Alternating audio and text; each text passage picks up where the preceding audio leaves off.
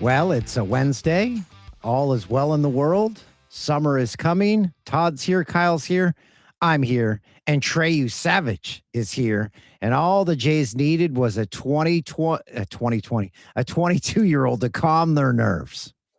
I mean, he went out there and didn't have the strikeout electric stuff that we grew accustomed to for stretches last year, but a very positive 2026 debut.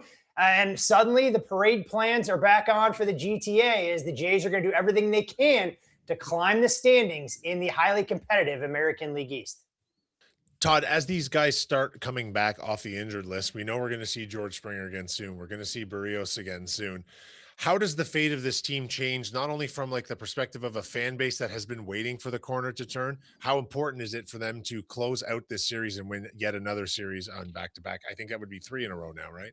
You just want to try and stack wins, Kyle. And I think that's always what we forget about Major League Baseball because we become so ingrained in the NBA, the NFL, and the NHL where the seasons are just so much shorter. But if you're winning 2 out of every 3 games or stacking series wins, gradually you're going to see the trajectory of your season start to turn in a very positive direction.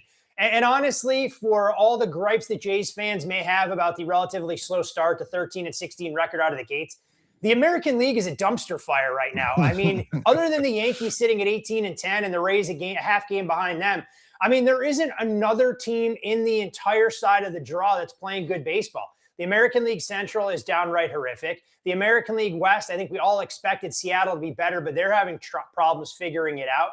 So there's no reason to panic whatsoever, especially with the expanded playoff footprint and everything else that sits in front of the Jays. So if you can navigate through troubled waters early and be able to flirt with that 500 threshold despite not having some key cogs, I think there are much better things ahead as we get into May, June, and July for the Toronto Blue Jays. And the Tasmanian Devil, Okamoto, man, he's finding his stride. Look, the power numbers are starting to come around a little bit. I mean, you look at this team from top to bottom, you would like to see a little bit more in terms of their ability to generate the long ball. But they're hitting for average at a slightly higher clip than I think we anticipated. They're still able to drive in runs, and they're not putting all of the offensive responsibilities on the plate of 1 or 2 individuals to carry this team forward. And more importantly for you guys, the Jays finally, after a 7 to 10 day error period, we'll call it, decided to make a change at closer. And maybe that becomes exactly what this team needs to catapult them back into contention. Todd, what do you make of Vladimir Guerrero's start? Because he's quietly, the second highest batting average guy in the American League, but the power numbers haven't really been there as they were expected to be. But he is still, he's playing good defense. He's made some base running gaffes. We know that, but he's still kind of doing the job. But what do you make of it? I think it's always interesting. You wonder what guys do in the offseason to kind of tweak their swings because, to your point, Kyle, the average is tremendous, but there's been a de-emphasized numbers of home runs. I mean, you're looking at his home run total right now, and I think it's at 2. Still at this point in the season, you want him to be the linchpin that holds this group together, the ability to put the long ball into play. But I don't think there's any reason to panic just yet. I'll admit I haven't read some of the quotes to see if there's things that he's openly admitted that he's done to kind of change his game. But it's no doubt a little bit surprising when you're almost a 40-game sample size into the season that the average is better than I think a lot of us anticipated, but appears to be sacrificing a bit in the power department as well. We'll see if there's a change or if he comes around that way, or maybe it's an emphasis from the organization overall that this is where Vlad is at his absolute best. Just put balls in play and the power numbers will gradually get where we feel more comfortable. I talked to Keegan about this morning when discussing the Jays 3-0 win. It was boring. So for Jays fans, this is very uncommon. It's like every day you're being driven to school, there's a police chase, someone's jumping out of the car, someone gets hit by the car, and then all of a sudden one day you arrive at school and nothing happened. You're like, is life supposed to be like this?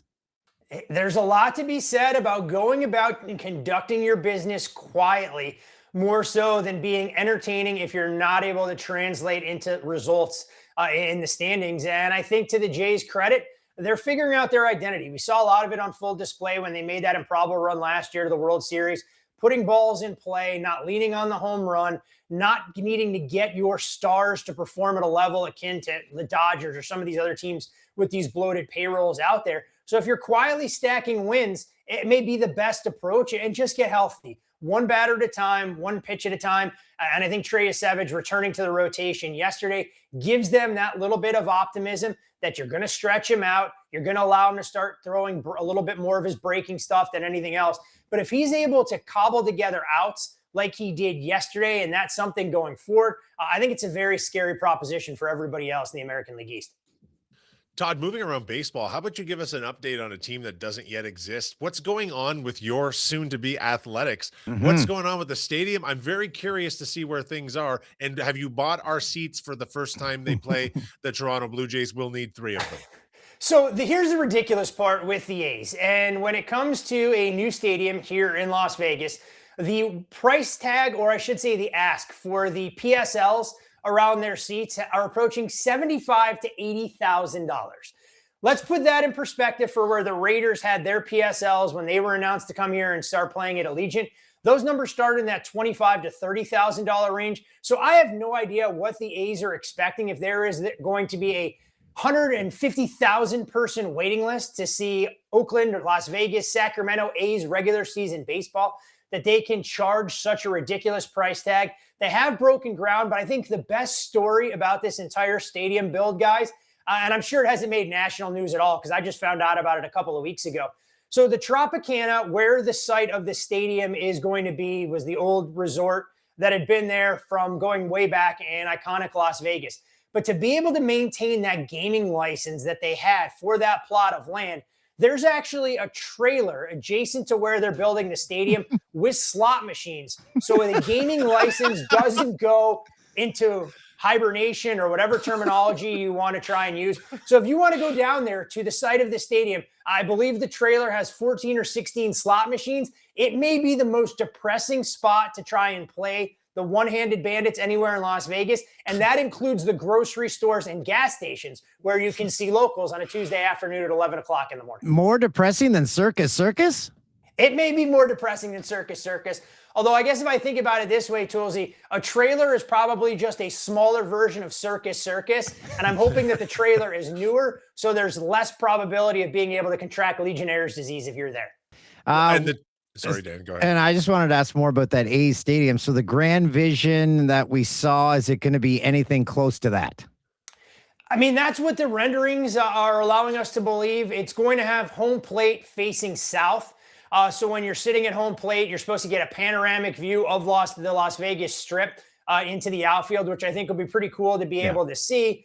A little bit more of a futuristic bubble type approach than anything else. And like every other stadium now, building a whole entertainment district around it, because that's exactly what Vegas needs. More restaurants and more cheap trinket shops leading into a Major League Baseball ballpark than what we have everywhere else. But it should change what the skyline looks like on Las Vegas Boulevard.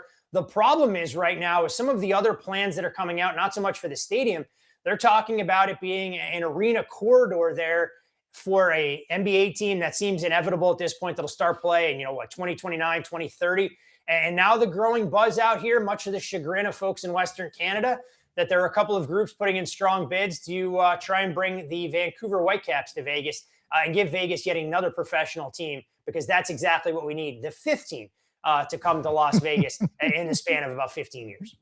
Todd, all those plans sound great. When I was out there with you recently, I was wandering aimlessly going, geez, I wish there were more places I could get a $47 sandwich. Hey, that's what everybody's looking for. You always need 1.5 pounds of corned beef or something ridiculous to walk around so you can stuff it in your pockets and pay overpriced coffee, overpriced sandwiches, and everything else. That's definitely one thing, guys, that is missing from Las Vegas. There is officially no value left. It's not like you can come out to the desert and see 311 for $30. Todd, before we talk, that's a callback the audience doesn't understand. Todd, before we talk about the NHL playoffs themselves, I'm curious in your take of how the Leafs offseason has gone so far and what you expect to see. When are they going to start making these major decisions? Have the Leafs named a general manager? Have the Leafs made a decision at head coach? So I'm going to say it's off to a typical, very Leafy fashion. Did kind of joke with some colleagues that cover the team up there with the interview that we saw from Bruce Cassidy, him talking about how great it would be to bring a Stanley Cup to a Canadian city. At least we know now that Bruce Cassidy will not be the next head coach of the Toronto Maple Leafs, because we know a Stanley Cup isn't coming there anytime soon. taking a look at the NHL playoffs, I haven't looked, but I assume the Avs are the overwhelming favorites to win the cup. That would be a Of fair assumption. of these two teams right now, who would you be more terrified? If you were the Anaheim Ducks, who were up 3-1 in their series, now only up 3-2, or the Philadelphia Flyers, who were up 3-0, and now they're only up 3-2. So should you be more scared if you're the Flyers, scared of the Penguins, or the Ducks, scared of the Oilers? So I would be more scared of the Penguins. It's a Philadelphia Flyers team that's so young and kind of arrived a little bit ahead of schedule. I mean, we know how they've embraced the sub 4% probability that they were given to make the playoffs when they came back post-Olympic break. And this team kind of carried some of that momentum forward, leaned into their defensive structure, got what I thought was uncharacteristically good goaltending from Dan Vladar, but we've seen a couple of gaffes so far in his game. I mean, I'm not going to blame him for the game-winning goal for Chris Letang in Game 5 that ricocheted off the end boards, but the puck handling mishap. And I think if the Flyers are unable to close out the Penguins in Game 6, I mean, there's a lot of pressure on this team, and Sidney Crosby and company playing with a bit of house money. The scarier proposition there is that 87 is starting to look like himself, winning those timely draws and doing the little things it takes to win games this late in the season. So I think the Flyers are in a little bit more trouble. I don't think it's going to be easy for the Oilers to come back in that series, though, either. I mean, Anaheim looked like they were too busy reading their press clippings. Credit the Oilers and a veteran-laden group for jumping on Anaheim early at home, getting out to that 3-0 lead, chasing Lukas Dostal from the game. Dostal has been a little bit of a problem. I mean, he's a goalie that we've seen flashes of brilliance from, but it's been anything but so far this playoff series. So I'm very interested to see how the Ducks perform in Game 6 with a little bit of pushback there. But guys, can we look at Connor McDavid and the way he entered the arena yesterday? I mean, this is a guy that we've seen wear suits in the past, typically gravitate towards, a good luck approach. And it looked like he was shopping in my high school catalog from Abercrombie and Fitch, the way he rolled into the arena yesterday. It had me questioning exactly if McDavid's ready to call it a season, or if he decides he just goes, you know what, I'm going to dress down now. I'm going to do things my way. But I was definitely taken aback with his choice of attire walking in for a do-or-die Game 5 last night in Edmonton. I didn't see it, but if he switched it up, he will be wearing that same outfit going into Game 6. 100%. He's coming in. It's the Abercrombie Aeropostale. I mean, I guess Eddie Bauer's out of business, so I can't reference that, with like the 2 white stripes on his shoulder, and something that I'm sure you could pick up at a local Salvation Army store right there in Peterborough, Dan, if you really wanted to. I shop at St. Vincent de Paul, but thank you. Todd, it is very, very difficult to find a personal stylist in the northern parts of Alberta, so why don't you just leave him alone?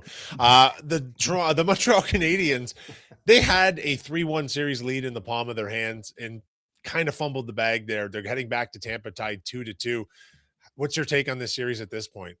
This series has been phenomenal to watch because it's so many ebbs and flows. And to your point, Kyle, just when you think Montreal has an opportunity to grab a stranglehold, up 2-0 at the Bell Center, Tampa comes up with a timely goal late in the second period, almost had a chance to equalize going into the break, and Tampa continues to find another gear. I mean, Brandon Hagel's performance has been phenomenal so far, and the Lightning are going to have to lean into them.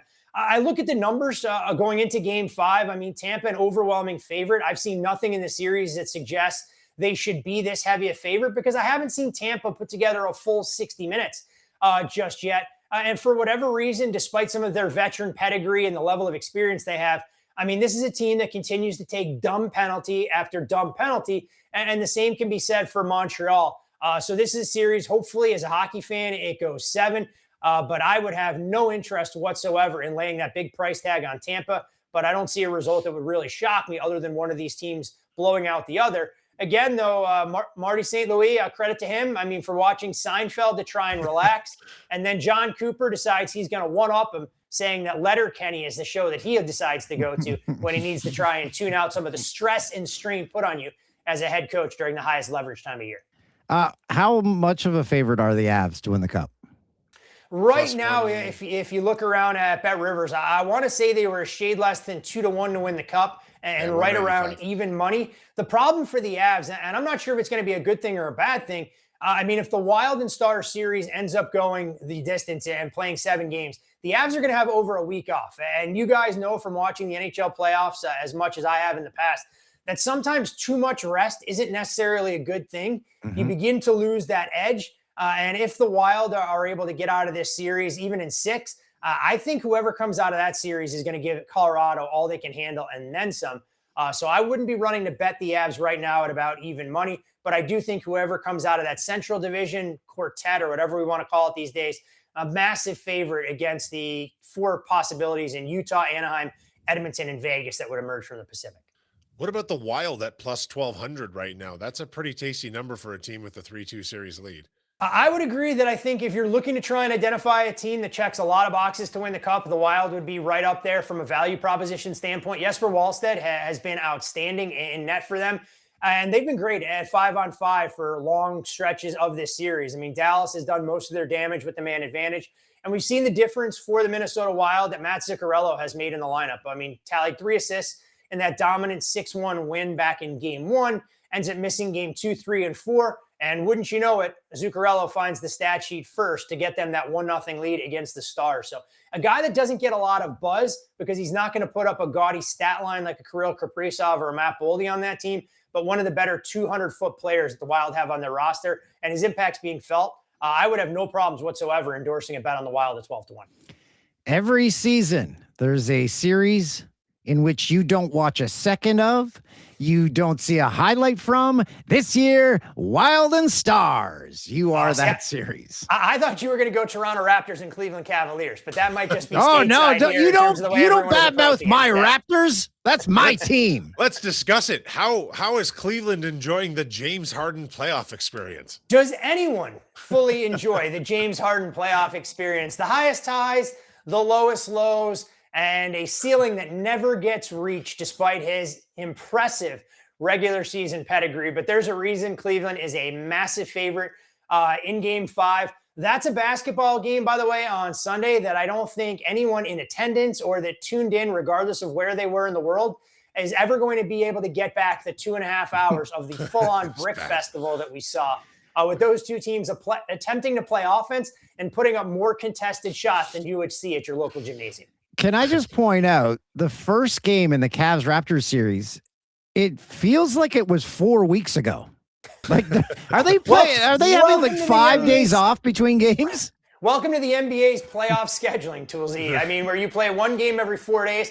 Although I can't take shots because I felt the exact same way about Utah and Vegas that got 2 days off, then another 2 days off. Well, some of these series are every other day. So I haven't been able to figure it out to maximize eyeballs, but that is my one biggest gripe with the NBA first round, that it feels like that goes on for an interminable stretch of time where these teams need like 3 or 4 days multiple times in a series to make sure that the players don't suffer from load management. Can anybody in the NBA right now take down OKC?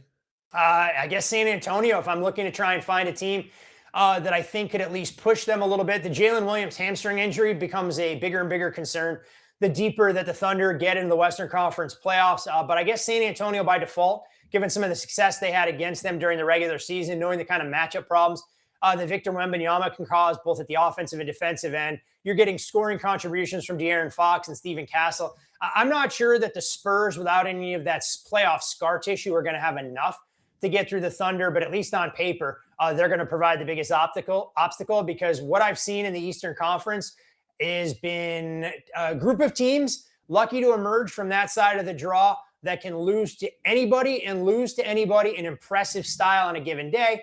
Just ask the Boston Celtics, who not only have failed to cover multiple times a double-digit favorite in this series, but decide to lose outright, laying double digits by double digits. So kudos to the Celtics for the way that they try and raise the bar on a game-in, game-out basis. We covered it all, gents. Now let's go have ourselves a Wednesday.